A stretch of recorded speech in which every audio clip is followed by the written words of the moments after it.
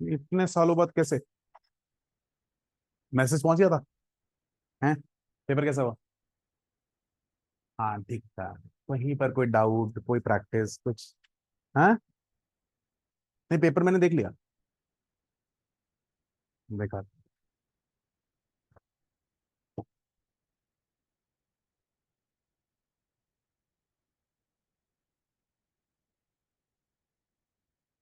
मत करा करो ऐसे कि पेपर के बिना प्रैक्टिस भी नहीं। सेम ही तो है। अच्छा। बस लैंग्वेज आगे पीछे कर रखी है। आता था। सेकंड क्वेश्चन के अंदर अगर आप देख रहे हो, concentrated nitric acid is labelled as 75% by mass. तो आपको मास बाय मास परसेंट दे रखा है। Calculate the volume in ml of the solution which contains 30 gram of HNO3। तो उसको रिलेट करके, मतलब मास बाय मास दे रखा है, डेंसिटी दे रखा है, तो वॉल्यूम आ जाएगी। और उसके बाद तुम्हारे पास उनसा मास दे रखा है, उसको कन्वर्ट करके उसमें बताना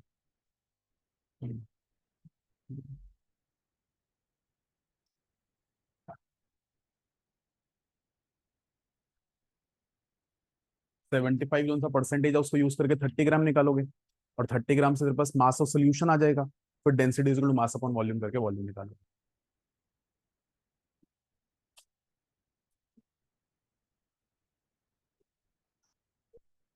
sir in the mean time बाकी ज्वाइन कर रहे हैं, जल्दी से पीरियोडिक टेबल बना दो।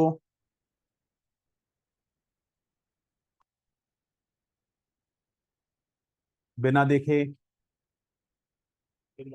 हाँ तो वो निमोनिक से तो नहीं देखने।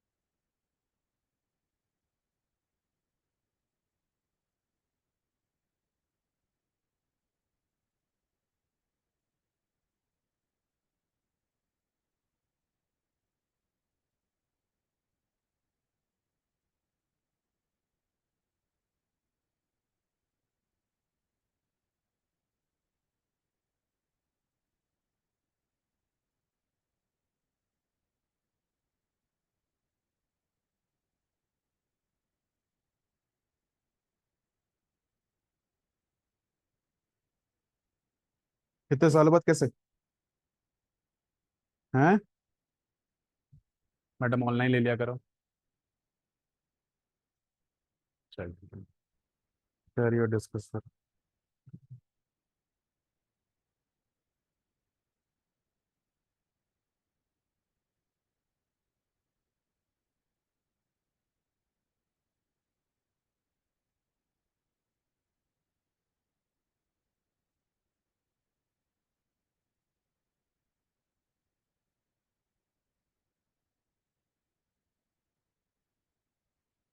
चलिए सर।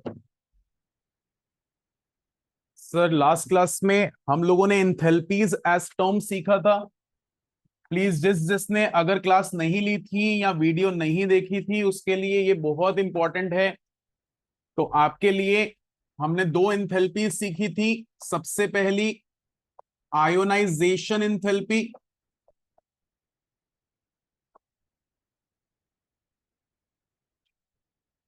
जल्दी आने वाले इंसानों।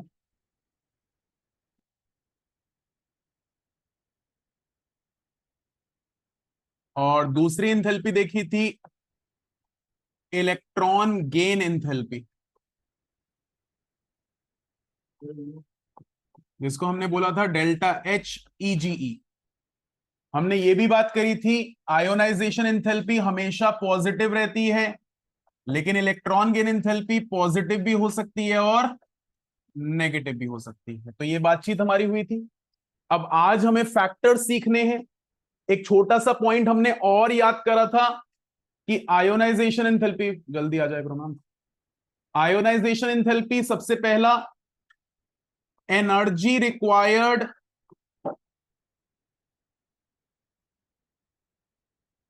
To lose an electron, electron repulsion caused if या causes energy loss और stabilization of period two elements require energy। इन तीनों एनर्जीज का सम करोगे तो आयोनाइजेशन एंथैल्पी बनेगी। और ऐसे ही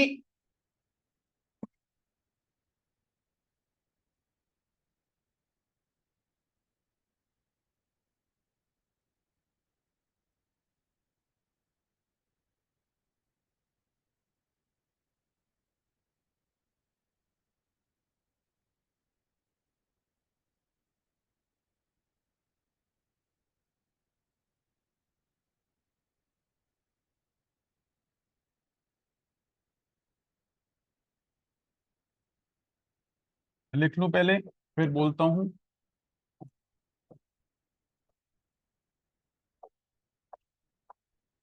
तो ये तीनों एनर्जी का सम इलेक्ट्रॉन गेन एंथैल्पी बताता था।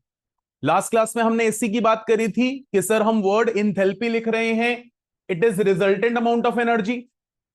और क्योंकि हम रिजल्टेंट वर्ड ले रहे हैं तो एक से ज्यादा फैक्टर्स एनर्जी देंगे या लेंगे कबीर, जिनको अगर हम लोग सम कर लें तो हमारे पास एंथैल्पी बनेगा। अब वो एंथैल्पी आयोनाइजेशन वाली होगी।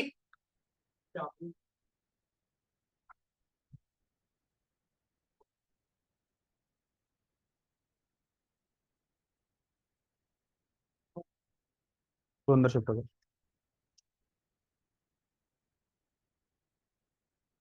आयोनाइजेशन एंथैल्पी में तीनों का सम हमेशा पॉजिटिव रहता है, वहीं पर इलेक्ट्रॉन गेन एंथैल्पी में ये पॉजिटिव भी हो सकता है और नेगेटिव भी हो सकता है। तो यहां पर हम दोनों टाइप की एंथैल्पीज की बात कर रहे हैं। एक बार जल्दी से रीड कर लो, ये ऑलरेडी आपके रजिस्टर में लिखा हुआ है, बट इंपॉर्टेंट है क्योंकि टर्मिनोलॉजी की ट्रेंड समझने के लिए बहुत जरूरी रहेगा, प्लीज। और फिर दोबारा से बोल दूं भाई, किसी ने अगर कोई क्लास मिस करी है मेरे से डिस्कस कर लो, मैं आपको वीडियो शेयर कर दूंगा, फिर भी कहीं पर असिस्टेंस की जरूरत होगी तो मेरे से बात कर सकते हो। बट इंपॉर्टेंट है, अच्छा रहता है अगर आप वीडियो से कोई भी बैकलॉग है उसको क्लियर कर रहे हो, क्योंकि एक टॉपिक जो मैंने 1 घंटे में करवाया है शायद हो सकता है जब आप मेरे आमने सामने बैठकर बात करो तो वो 20-25 मिनट में एक रीजनेबल अमाउंट में क्लियर कंप्लीट हो जाए। बट वो 20 से 25 मिनट और 1 घंटे के कंपैरिजन में I will still give more weightage to 1 hour. तो बात को समझना इस छोटी सी चीज को।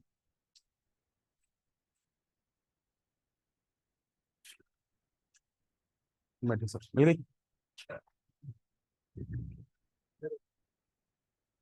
क्लियर है यहां तक? चलिए अब बात करते हैं, ध्यान से हर एक एक चीज को सुनिएगा।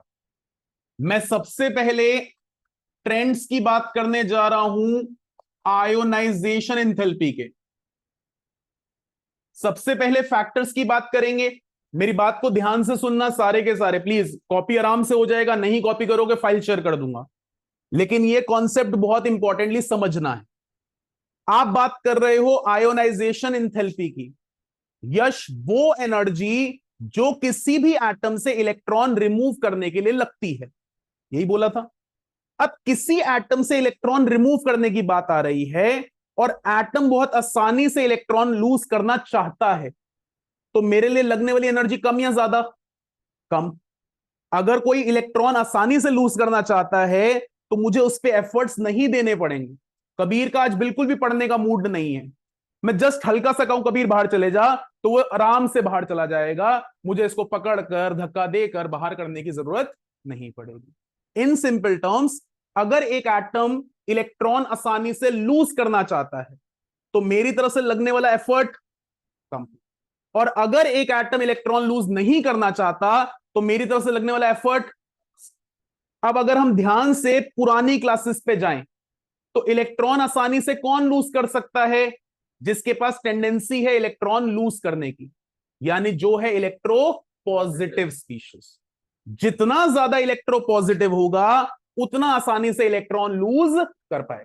लेकिन मैं वर्ड इलेक्ट्रो पॉजिटिव नहीं इस्तेमाल करूंगा, मैं उसके फैक्टर्स को इस्तेमाल करूंगा। मतलब मेरा सबसे पहला फैक्टर रहेगा नंबर ऑफ शेल्स। जितने ज्यादा शेल्स होते हैं उतना इलेक्ट्रॉन न्यूक्लियस से दूर होता है, और जितना इलेक्ट्रॉन न्यूक्लियस से दूर होता है उतना आसान होता है उसको निकालना, और जितना आसान होगा उसको निकालना लगने वाली एनर्जी उतनी। तो हमारे लिए number of shells is inversely proportional to ionization. Shell ज्यादा, आउटर मोस्ट इलेक्ट्रॉन दूर, आउटर मोस्ट इलेक्ट्रॉन दूर तो निकालना आसान, लगने वाली एनर्जी कम। पक्का? कोई दिक्कत परेशानी तो नहीं? Second factor, number of electrons in outer most shell. मेरे आउटर मोस्ट शेल में सिर्फ एक इलेक्ट्रॉन जल्दी से निकलेगा, मैं स्टेबल। मेरे आउटर मोस्ट शेल में दो इलेक्ट्रॉन, सर पहले एक निकालूंगा फिर दूसरा निकालूंगा तो स्टेबल। मेरे आउटर मोस्ट शेल में तीन इलेक्ट्रॉन, पहला निकालूंगा दूसरा निकालूंगा फिर जाकर तीसरा निकालूंगा तो स्टेबल। तो कहीं ना कहीं इलेक्ट्रॉन रिमूव करने में जब तीन इलेक्ट्रॉन्स होंगे तो एफर्ट ज्यादा लगेगा, दो होंगे तो कम लगेगा, और एक होगा तो। हालांकि मैं सिर्फ पहला इलेक्ट्रॉन निकालने की बात कर रहा हूं, लेकिन पहला इलेक्ट्रॉन निकालने में भी मेरी इलेक्ट्रॉन निकालने की टेंडेंसी तब ज्यादा हो जाएगी मन्नत जब मेरे आउटर मोस्ट शेल में इलेक्ट्रॉन्स क्या होंगे? कम। तो यहां पर number of electrons in outer most shell is directly proportional to ionization enthalpy. Sanjana कहती है सर आप तो बोल रहे थे निकालना आसान होगा जब नंबर ऑफ इलेक्ट्रॉन्स कम होंगे। तो बेटा जितना इलेक्ट्रॉन निकालना आसान होगा आयोनाइजेशन एंथैल्पी उतनी कम, और जितना निकालना मुश्किल होगा आयोनाइजेशन एंथैल्पी। अब निकालना मुश्किल कब होगा? जब इलेक्ट्रॉन ज्यादा होंगे, और निकालना आसान कब होगा? जब इलेक्ट्रॉन्स कम। बात समझ में आती है? ये दोनों फैक्टर्स हैं और ये दोनों फैक्टर्स ही रोल प्ले करते हैं। एक और छोटा सा फैक्टर लिख रहा हूं, प्लीज ध्यान रखना। इफ शील्डिंग और screening effect is high, ionisation enthalpy decreases. ये सिर्फ लिख रहे हो अभी, अभी वक्त आने पर मैं समझाऊंगा। क्लियर है बात? कब समझाऊंगा? अभी आपके पास सब कुछ सामने आएगा, पहले आप इतना कॉपी करिए।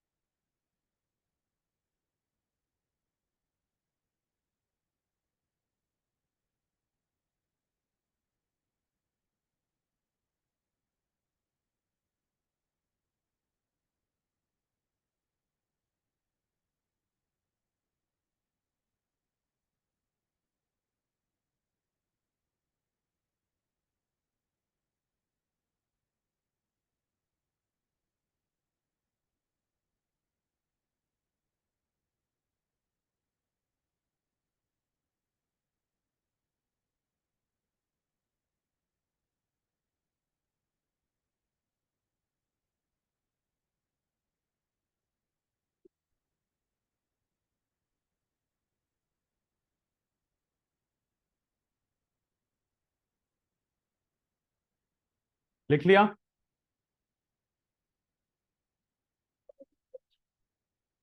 अगले मंथ है,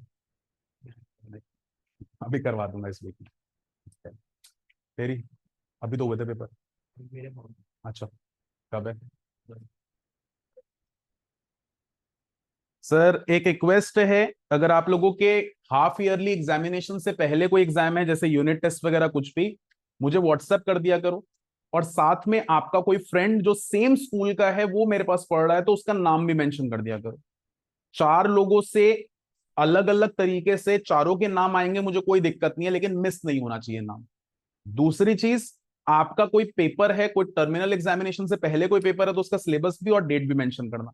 हाँ, जब टर्मिनल एग्जामिनेशन की बात आ रही है या हाफ ईयरली की बात आ रही है, जो कि यूजुअली सितंबर फर्स्ट वीक या सेकेंड वीक ऑनवर्ड्स होते हैं, अगर आपको उसकी डेट शीट या अगर आपको उसका टाइम टेबल, मतलब डेट शीट और टाइम टेबल होगी, सिलेबस मिल जाता है, तो वो भी मुझे मार्क कर देना या मेंशन कर देना। सिर्फ इसलिए क्योंकि syllabus synchronization at times challenge बन जाए, उससे पहले हम लोग उसके लिए वेल अवेयर होने चाहिए। 99.99% स्कूल्स के अंदर पहले 4 चैप्टर आते हैं। सिर्फ कुछ ऐसे महान स्कूल होते हैं जिनको सच में मैच बॉक्स गिफ्ट करना चाहिए, वो कुछ भी देते हैं, ठीक है ना। लेकिन ऑन सीरियस नोट, पहले 4 चैप्टर बनते हैं सिलेबस के हिसाब से। अगर आप अपनी केमिस्ट्री देखोगे तो टोटल 9 चैप्टर्स हैं, जिसमें से पहले 4 चैप्टर प्लस रिडॉक्स, जो कि सेकेंड बुक का फर्स्ट चैप्टर है। यूजुअली ये सिलेबस बनता है पहले 5 चैप्टर्स का। हाँ, किसी के स्कूल में थर्मोडायनेमिक्स का हाफ पोर्शन या थर्मोडायनेमिक्स पूरा या थर्मोडायनेमिक्स का 1-2 पेजेस पूछ लिए जाएं और रिडॉक्स हटा दिया जाए, दैट इज ओके। लेकिन अगर वो सोचें कि पूरा थर्मोडायनेमिक्स पूरा का पूरा इक्विलिब्रियम, यानी बुक 1 सितंबर 1 तक, बुक 2 सितंबर 2 तक, तो दिस मेक्स नो सेंस। क्योंकि बुक 2 के अंदर टोटल 3 चैप्टर्स हैं, जिसमें से रिडॉक्स है 2 क्लासेस का चैप्टर, और उसके अलावा ऑर्गेनिक स्कूल वालों के हिसाब से 10 दिन की है। मेरे हिसाब से कम कम से कम नाना मानते हुए भी 1.5 महीने से 2 महीने की।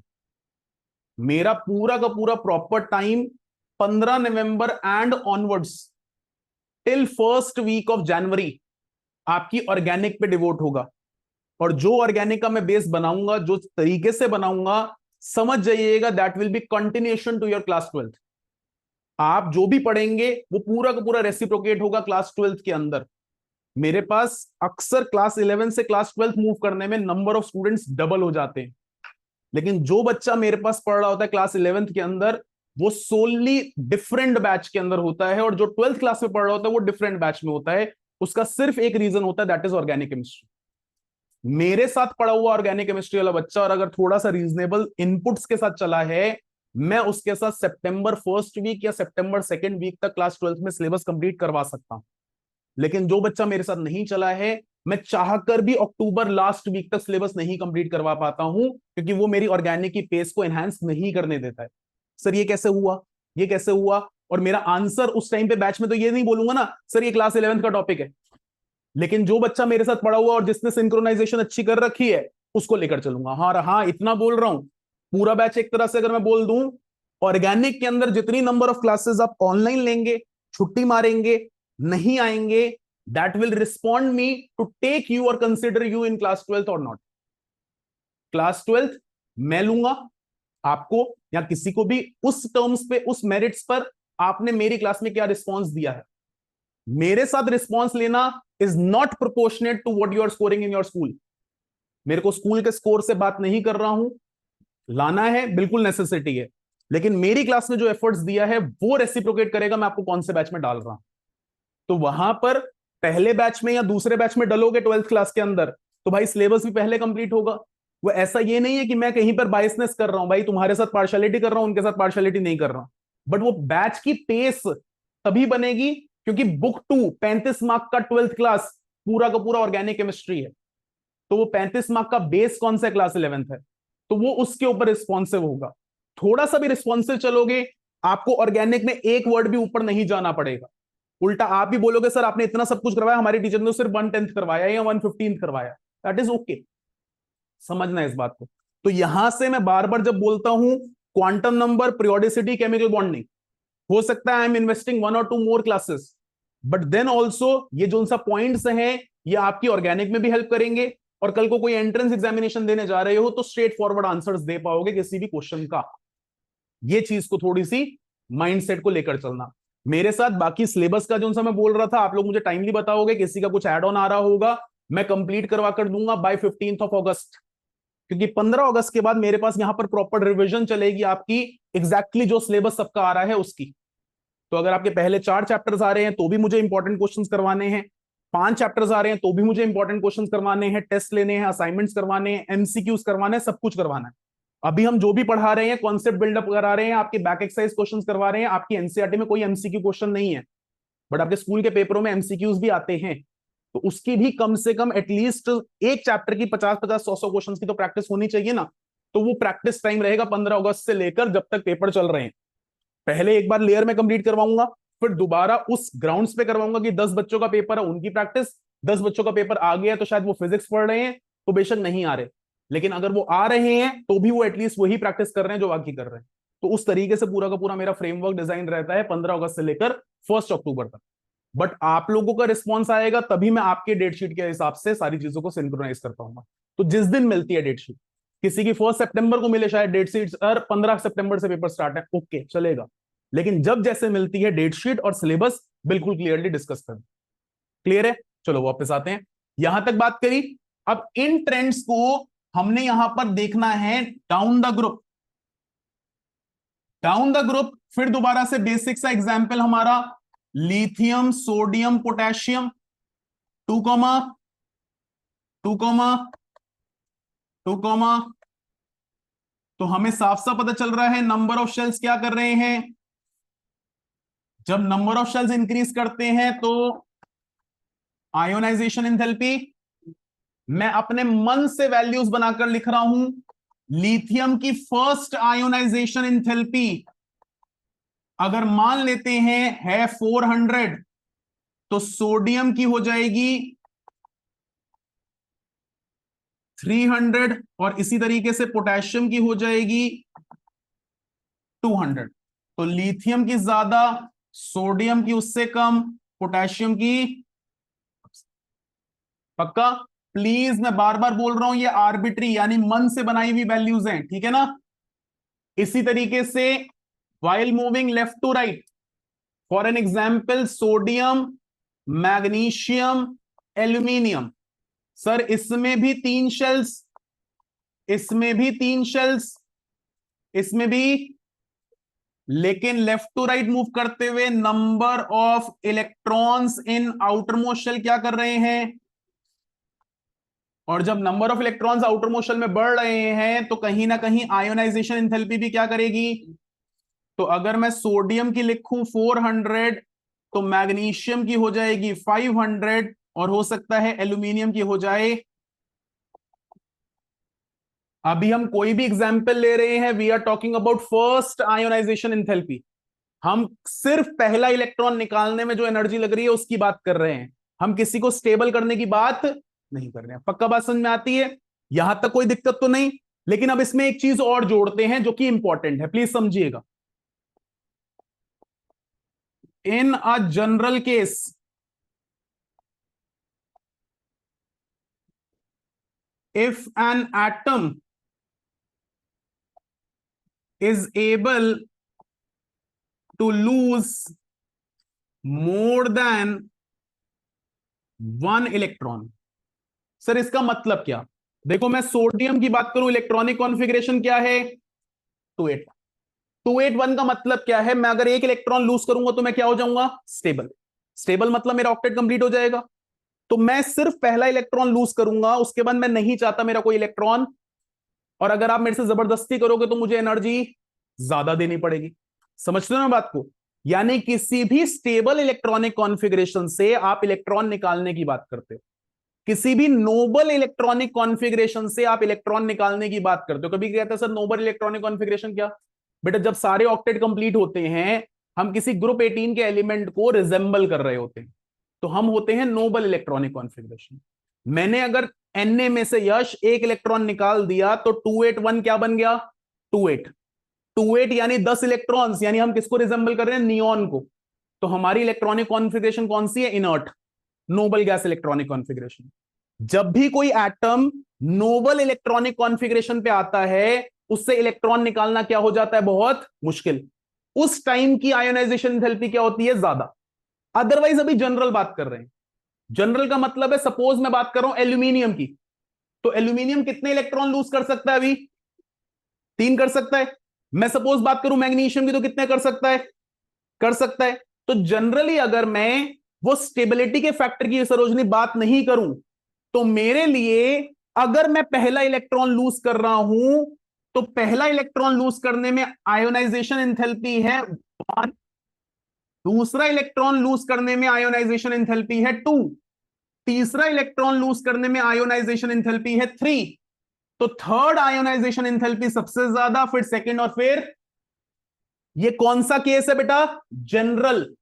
मतलब इसमें किसी भी इलेक्ट्रॉनिक कॉन्फ़िगरेशन पे मैं स्टेबिलिटी अचीव, यानी मैं सोडियम की बात नहीं कर रहा हूं, क्योंकि सोडियम पहला इलेक्ट्रॉन लूज करने के बाद क्या हो जाएगा? Stable.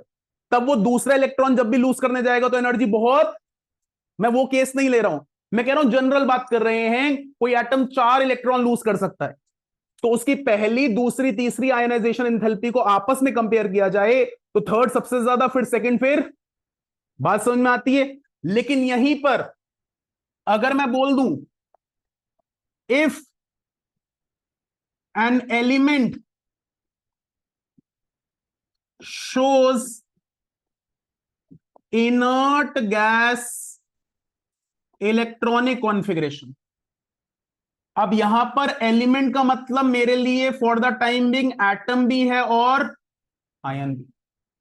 Ionisation enthalpy will be very, यानी अगर कोई मुझसे बोले कि सर मैग्नीशियम 2+ है, तो बताइए मैग्नीशियम 2+ से मैग्नीशियम 3+ बनने के लिए आयोनाइजेशन एंथैल्पी कम लगेगी या ज्यादा? तो हम बोलेंगे बहुत ही ज्यादा। क्यों बहुत ही ज्यादा? क्योंकि मैग्नीशियम 2+ अभी भी कौन सी स्टेट पर है? स्टेबल इलेक्ट्रॉनिक कॉन्फ़िगरेशन या नोबल गैस इलेक्ट्रॉनिक कॉन्फ़िगरेशन।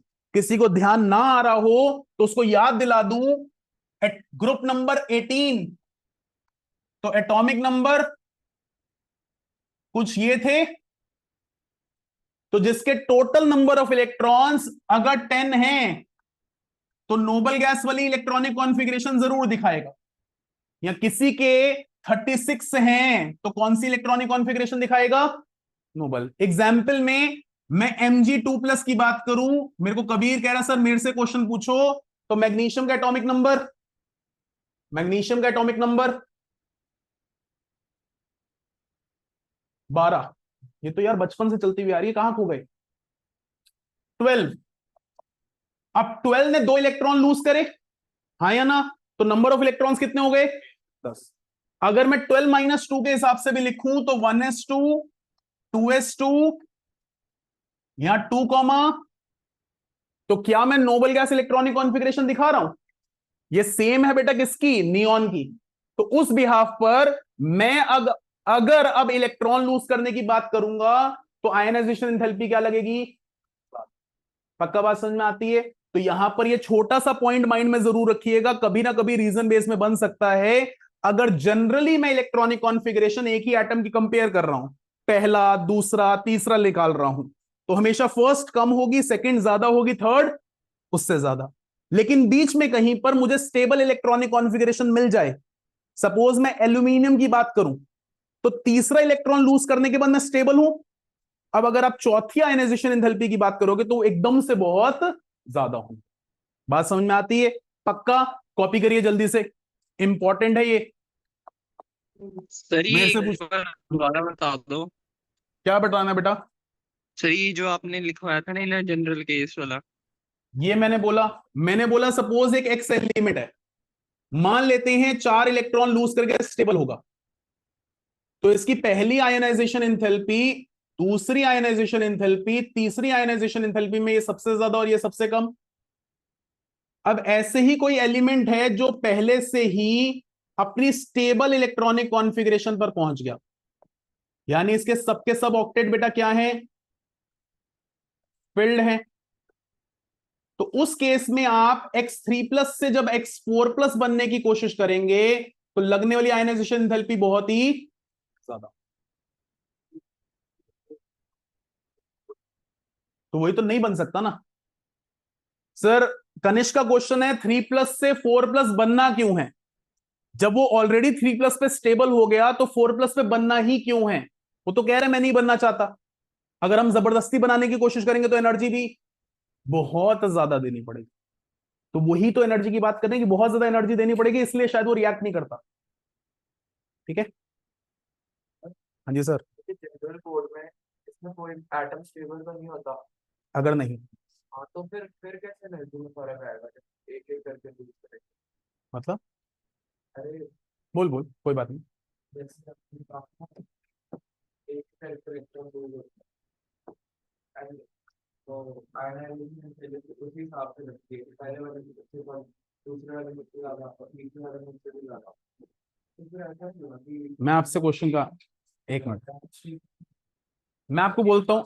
मैं अर्नव का क्वेश्चन बोल रहा हूं। अर्नव का क्वेश्चन है कि सर हम इलेक्ट्रॉन एक एक करके लूज कर रहे हैं, तो एक एक करके लूज करने में point number 1, ionisation enthalpy increase क्यों कर रही है, सेम क्यों नहीं? ये कहना चाहते हो? तो बेटा ध्यान से समझना सारे के सारे इस बात का रीजन। आपके पास सपोज यहां पर मैग्नीशियम है, मैग्नीशियम के सेंटर पे कौन होता है? न्यूक्लियस। न्यूक्लियस में क्या होते हैं? प्रोटॉन्स और न्यूट्रॉन्स। अट्रैक्ट कौन करता है? प्रोटॉन्स। प्रोटॉन्स, न्यूक्लियस में तो प्रोटॉन्स होते हैं ना इलेक्ट्रॉन अट्रैक्ट करने के लिए। मैग्नीशियम के प्रोटॉन्स कितने? 12। इसके आसपास इलेक्ट्रॉन्स कितने घूम रहे हैं जब ये सिर्फ मैग्नीशियम है? 12। आपने एक इलेक्ट्रॉन निकाल दिया। प्रोटॉन टू इलेक्ट्रॉन रेशो 12:12 थी यश भैया। 12 प्रोटॉन तो 12 इलेक्ट्रॉन। लेकिन जैसे ही आपने एक इलेक्ट्रॉन निकाला तो प्रोटॉन टू इलेक्ट्रॉन रेशियो क्या हो गई? 12:। अब टग ऑफ वॉर की गेम में सेम सारे के सारे, इधर 5 और इधर 5, तो खींचने की एबिलिटी दोनों साइड में, लेकिन इधर 5 और इधर सिर्फ 4, तो खींचने की एबिलिटी किसकी ज्यादा? और जब इलेक्ट्रॉन्स को स्ट्रांगली पकड़ा होगा तो निकालना, और निकालना मुश्किल, तो energy after losing an electron, proton to electron ratio increase, therefore ionization enthalpy also. पक्का? हर चीज का आंसर है, there is no exception in chemistry. बस ध्यान से हर एक चीज को देखना।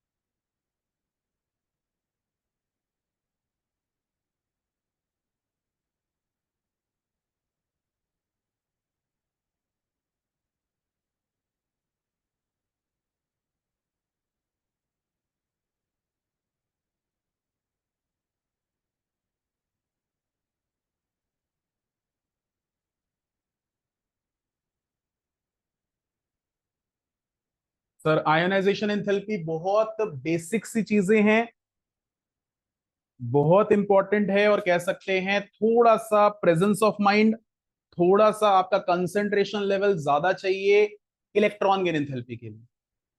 तो अगर आप में से कोई भी सोने की कोशिश कर रहा है तो जाग जाएं, ठीक है।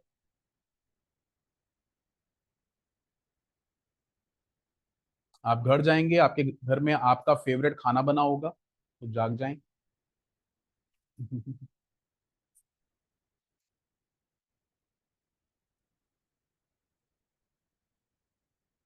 वो तो नहीं नोट करना। सब करना है सर, अब जब लिखवाया तो सब करो ना, ये भी करना और ये भी करना।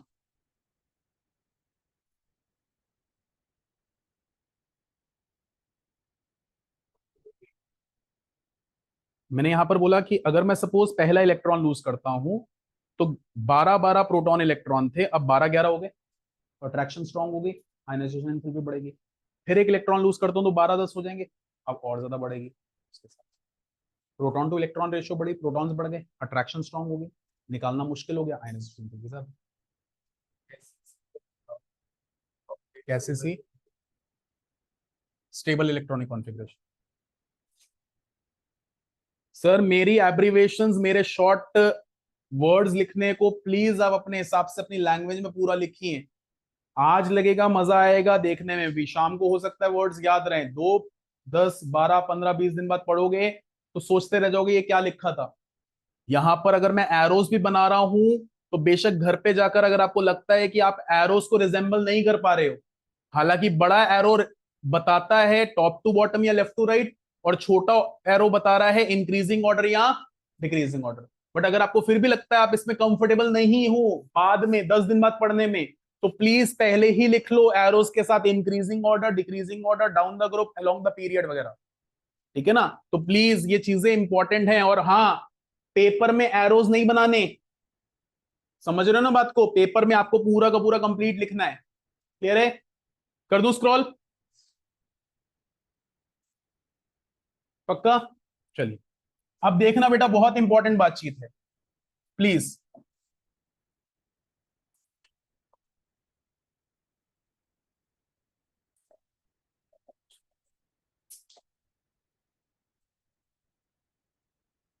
क्योंकि हमें पता है इलेक्ट्रॉन गेन एंथैल्पी दो तरीके से हो सकती है, एक हो सकती है पॉजिटिव और एक हो सकती है, आसान भाषा में बहुत सुनना प्लीज सारे के सारे, मैं एक एटम को इलेक्ट्रॉन दे रहा हूं, एटम को इलेक्ट्रॉन देते वक्त एटम एनर्जी रिलीज करे तो process will be exothermic. Atom को इलेक्ट्रॉन दे रहा हूं, मुझे जबरदस्ती इसको इलेक्ट्रॉन देना पड़े तो प्रोसेस इज एंडोथर्मिक। अब जरा वर्ड्स को रिलेट करते हैं। एटम जब भी इलेक्ट्रॉन लेने की बात करता है वो लेने की टेंडेंसी दिखाता है, इट मींस वो ईगर है मुझे इलेक्ट्रॉन मिले, वो तो लेना चाहता है, आपकी तरफ से एफर्ट क्या लगेगा? कम। लेकिन वो सिर्फ तभी लेना चाहेगा जब उसके आउटर मोस्ट शेल में ऑलरेडी ज्यादा इलेक्ट्रॉन्स, क्योंकि टेंडेंसी तभी ज्यादा होगी ना इलेक्ट्रॉन लेने की, और इस केस में नया आने वाला इलेक्ट्रॉन उसी शेल में इलेक्ट्रॉन बढ़ा देगा, जिसकी वजह से इलेक्ट्रॉन इलेक्ट्रॉन के बीच में डिस्टेंस क्या हो जाएगा, और उन दो इलेक्ट्रॉन के बीच में क्या इंक्रीज हो जाएगी? रिपल्शन, जिसकी वजह से क्या रिलीज होगी? दोबारा से सुनना बहुत इंपॉर्टेंट है। यश भैया कहां खोए हुए हो, प्लीज इधर आ जाओ वापस।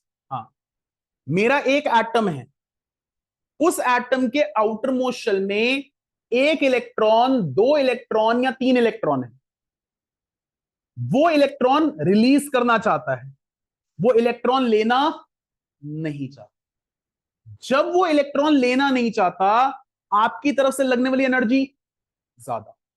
मेरे आउटर मोस्ट शेल में तीन इलेक्ट्रॉन है, आपने चार कर दिए, दो इलेक्ट्रॉन है आपने तीन कर दिए, एक इलेक्ट्रॉन है आपने दो कर दिए। कहीं ना कहीं एक इलेक्ट्रॉन अगर पूरे के पूरे शेल में घूम रहा होगा तो 360 डिग्री घूम रहा होगा, 2 पाई आर की सरकमफ्रेंस पे घूम रहा होगा। अब यहीं पर दो इलेक्ट्रॉन आ गए तो एक के हिस्से में कितना आया, 2 पाई आर डिवाइडेड बाई 2। दोनों के बीच में डिस्टेंस क्या हो गया, कम हो गया। रिपल्शन क्या करेगी, लेकिन दो इलेक्ट्रॉन आपस में बहुत ज्यादा रिपल्शन क्रिएट नहीं करते। तो रिपल्शन क्रिएट होने में या रिपल्शन इंक्रीज होने में एनर्जी तो रिलीज होगी, लेकिन बहुत ज्यादा एनर्जी रिलीज, सुनना ध्यान से, in the case of those atoms where an atom is not willing to take an electron, why, it is eager to lose an electron. Again why, क्योंकि आउटर मोस्ट शेल में electrons 4 या 4 से कम हैं, वो tendency दिखा रहा है electron lose करने की बजाय इलेक्ट्रॉन, उस केस में इलेक्ट्रॉन जबरदस्ती लेना पड़ेगा। जबरदस्ती लेने का मतलब है देने वाली एनर्जी ज्यादा और रिपल्शन कम होएगी, बड़ी तो लेकिन कम बढ़ेगी, जिसकी वजह से कम एनर्जी, लेने वाली एनर्जी ज्यादा और देने वाली एनर्जी, जिसकी वजह से प्रोसेस क्या रहेगा, एंडोथर्मिक, साइन क्या रहेगा, पॉजिटिव। केस 2 आ रहा हूं, दोबारा से बात करेंगे। केस 2, मेरे आउटर मोस्ट शेल में 5, 6 या 7 इलेक्ट्रॉन्स, 5, 6 या 7 की टेंडेंसी है इलेक्ट्रॉन, मैं खुद भी इलेक्ट्रॉन गेन करना चाहता हूं, तो क्या आपको एफर्ट लगाना पड़ेगा? शायद आप जितना एफर्ट लगाएंगे उसमें एनर्जी क्या लगेगी, कम, आपकी देने वाली एनर्जी कम। लेकिन मेरे आउटर मोस्ट शेल में 5 की बजाय हो गए 6, 6 की बजाय हो गए 7, 7 की बजाय हो गए, तो huge repulsion, high repulsion will release high amount of energy, लेने वाली एनर्जी कम और देने वाली एनर्जी, तो प्रोसेस विल बी एक्सो। चलो दोबारा से बात करते हैं। If any atom is electropositive, कोई एटम इलेक्ट्रोपॉजिटिव है यानी उसकी टेंडेंसी है इलेक्ट्रॉन, मैं दूसरे वर्ड्स में बोलूं, it is less electronegative. If Kabir, if any atom is less electronegative, वो इलेक्ट्रॉन लेना नहीं चाहता, तो लगने वाली एनर्जी ज्यादा और रिपल्शन वाली energy, process is endothermic. If N atom is more electronegative, वो लेना चाहता है, लेना में लगने वाली एनर्जी और रिपल्शन की एनर्जी, तो प्रोसेस विल बी एक्सोथर्मिक। लिखकर सारी चीजें देखते हैं, फिर कनिष्क भैया डाउट पूछना, परेशान मत हो। लिखो, सबसे पहले देखो, आप देखोगे फिर लिखना। फॉर एंडोथर्मिक यानी plus electron gain enthalpy factor number of shells, ध्यान से देखना, higher the number of shells, मेरे लिए तो इलेक्ट्रॉन लेना और मुश्किल हो गया, और इलेक्ट्रॉन लेना और मुश्किल हो गया तो देने वाली एनर्जी क्या होगी, ज्यादा। तो मैं बोल सकता हूं positive electron gain enthalpy, second factor number of electrons in outer most shell. ध्यान से बात को समझिएगा, आउटर मोस्ट शेल में सिर्फ एक इलेक्ट्रॉन, एक नया इलेक्ट्रॉन आया तो रिपल्शन 2 की, आउटर मोस्ट शेल में 2 इलेक्ट्रॉन, एक नया इलेक्ट्रॉन आया, रिपल्शन, आउटर मोस्ट शेल में 3 इलेक्ट्रॉन, एक नया इलेक्ट्रॉन आया, रिपल्शन 4 की। ज्यादा रिपल्शन तो रिलीज होगी एनर्जी ज्यादा, ये लग बहुत ज्यादा रही है एनर्जी, लेकिन रिलीज होने वाली एनर्जी का मैग्नीट्यूड बढ़ेगा तो लगने वाली एनर्जी की वैल्यू कम हो जाएगी। तो यहां पर हम बोल सकते हैं increase in electrons in outer most shell decreases positive electron gain. Language में बात करूं तो प्लीज इधर देखिएगा, any atom which shows low tendency to gain an electron, therefore require energy to gain an electron, therefore the process is endothermic. Major energy कौन? जो जबरदस्ती मुझे इलेक्ट्रॉन दिलवाए, वो हमेशा लगती है, यानी प्रोसेस विल बी एंडोथर्मिक। मैं आप लोगों के रेफरेंस में याद करिएगा, जब हम लोगों ने पिछली क्लास ली थी या आज की क्लास हमने जब बिगिन करी थी, तो ये सेगमेंट लिखा था।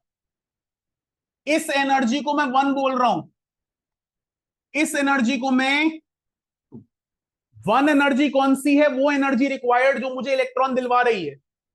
और 2 कौन सी एनर्जी है? जो इलेक्ट्रॉन इलेक्ट्रॉन रिपल्शन में रिलीज हो रही है। तो यहां पर हमेशा बात को याद रखना कि 1 will be dominating over 2। Ranjit, ये 1 है मेरे लिए रिक्वायर्ड एनर्जी, और 2 वो एनर्जी है युवराज जो रिपल्शन में क्या कर रही है? रिलीज हो रही है। तो 1 will always be dominating in comparison to, इसलिए हमेशा प्रोसेस क्या रहेगा? पक्का? अब जरा उल्टी साइड पर आते हैं एक्सोथर्मिक के लिए।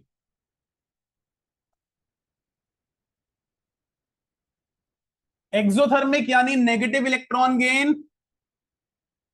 इसको समझने से पहले जरा आप लोगों की मैथ्स टेस्ट करते हैं, और जितनी मैथ्स आती है केमिस्ट्री पढ़ने के लिए वो भूलनी जरूरी है। चलो ध्यान से, +400 और +600 में कौन बड़ा? प्लस, दोबारा से बात करते हैं, -400 और -600 में कौन बड़ा? माइनस, और मैं बोलूं -600 बड़ा तो कैसा लगेगा? और मैं सही हो जाऊं तो the boss is always right, है ना? तो कैसे सही होऊंगा देखना जरा ध्यान से। माइनस के लिए भी -600 बड़ा, क्योंकि हम पढ़ रहे हैं क्या? केमिस्ट्री। हम मैथ्स नहीं पढ़ रहे, पीछे छोड़ दी थी, है ना? इसलिए तो छोड़ी थी। अब ध्यान से सुनना प्लीज, मजाक कर रहा था लेकिन ध्यान से सुनना। -400 और -600 में भी -600 बड़ा, लेकिन सिर्फ केमिस्ट्री के दायरे में, कोई मैथमेटिक्स के दायरे में नहीं। क्यों? Here minus sign indicates it is an exothermic process. अब मेरी लैंग्वेज को गौर करना और खुद आप आंसर कहोगे कि हां सर आप सही हो। कबीर, 400 अमाउंट की एनर्जी रिलीज हो रही है और 600 अमाउंट की एनर्जी रिलीज हो रही है, तो कौन सी बड़ी? खुद बोले ना आप। दोबारा से बोल रहा हूं, प्लीज सुन लेना। 400 अमाउंट की एनर्जी देनी पड़ रही है, 600 अमाउंट की एनर्जी देनी पड़ रही है, तो किसमें ज्यादा देनी पड़ रही है? 400 अमाउंट की एनर्जी रिलीज हो रही है और 600 अमाउंट की एनर्जी रिलीज हो रही है, तो कौन सी बड़ी? पक्का? प्लीज, मैं मैथ्स को डिफाइन नहीं कर रहा हूं, मैं सिर्फ आपको चीज बता रहा हूं। हमारी केमिस्ट्री में नेगेटिव का मतलब होता है एक्सोथर्मिक और पॉजिटिव का मतलब होता है। इसके अलावा जो मैग्नीट्यूड है वो डिसाइड करेगा कौन बड़ा है कौन छोटा। पक्का बात समझ में आती है? दोबारा से बोल दूं, इसमें 600 इज ग्रेटर देन, और इसमें भी 600 is greater than, but the process is exothermic. पक्का? इतना लिखो, एक्सोथर्मिक नेक्स्ट क्लास में करें, वरना बाउंस मार जाएगा। मैं आपको आंसर देता हूं सर, कंफ्यूजन है, हालांकि दोबारा मतलब नेक्स्ट क्लास में क्लियर करूंगा, बट फिर भी अभी बता रहा हूं। इसने क्या बोला प्लीज सुन लो। इसने कहा रिपल्शन की एनर्जी बढ़ेगी तो देने वाली एनर्जी कम क्यों हो जाएगी? मैं इसको जरा कन्वर्ट्स में बात करता हूं। क्योंकि मेरे आउटर मोस्ट शेल में ज्यादा इलेक्ट्रॉन्स हैं, मुझे इलेक्ट्रॉन लेना पसंद है, मेरी टेंडेंसी हाई है इलेक्ट्रॉन लेने की, तो आपका लगने वाला एफर्ट कम।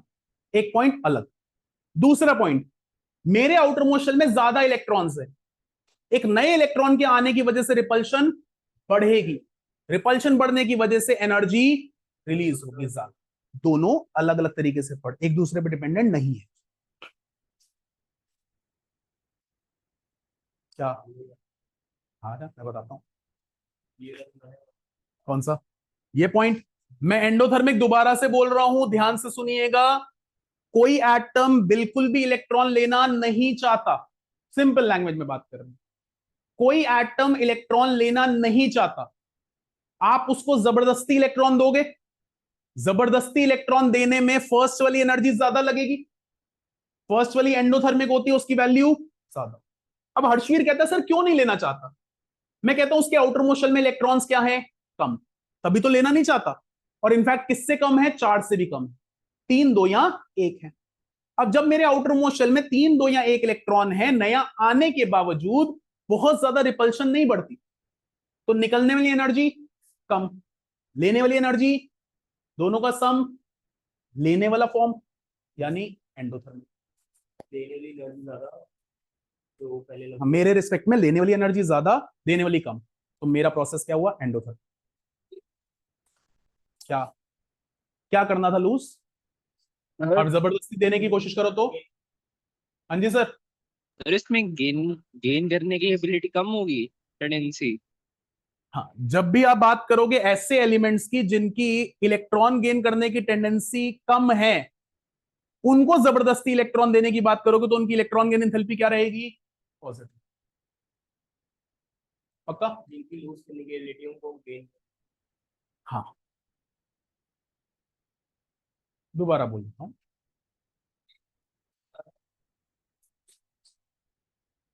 बिल्कुल, तो वो भी वही करेगा। आप मेरी बात को समझो, हम यहां पर पढ़ना चाह रहे हैं क्यों भाई सोडियम हमेशा इलेक्ट्रॉन ही लूज करता है, गेन क्यों नहीं करता, क्यों नहीं गेन करता, क्योंकि वो करना, उसको अगर मैं एनर्जी के रिस्पेक्ट में बोलूंगा तो मैं क्या बोलूंगा, वो बहुत ज्यादा पॉजिटिव इलेक्ट्रॉन गेन एंथैल्पी दिखाता है।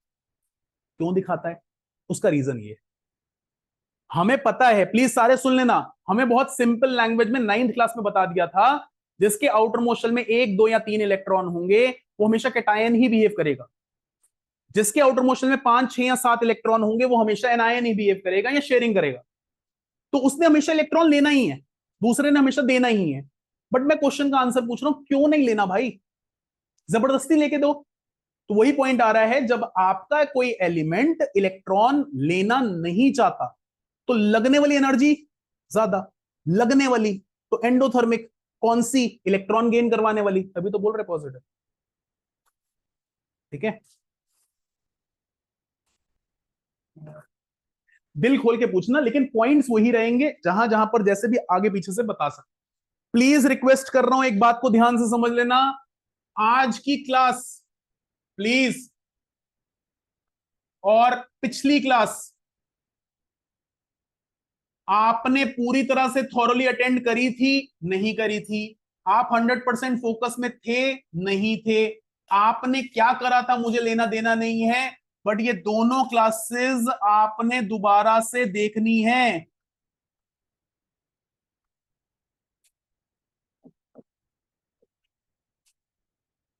पक्का, प्लीज रिक्वेस्ट कर रहा हूं, अभी शेयर कर दूंगा।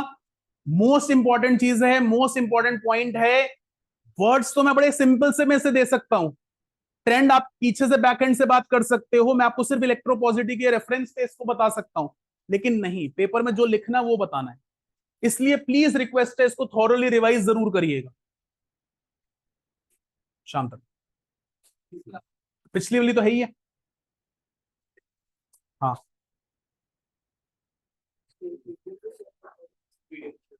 अभी करो मैडम, ऑफलाइन प्लीज। युवराज एक मिनट मेरे से बात करके जाइए, अभी मैं आ रहा हूं, बाहर ही आ रहा हूं।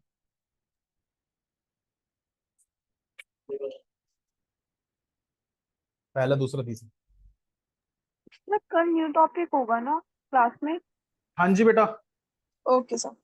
मुझे पता नहीं सर चला बट मुझे पता है इसकी। सर आपने पॉइंट डिस्कस किया, number of electrons in outer most shell जैसे इंक्रीज होंगे तो वैसे ही सर आप इलेक्ट्रॉन गेन एंथैल्पी है वो डिक्रीज हो जाएगी। Positive electron gain enthalpy decrease हो जाएगी।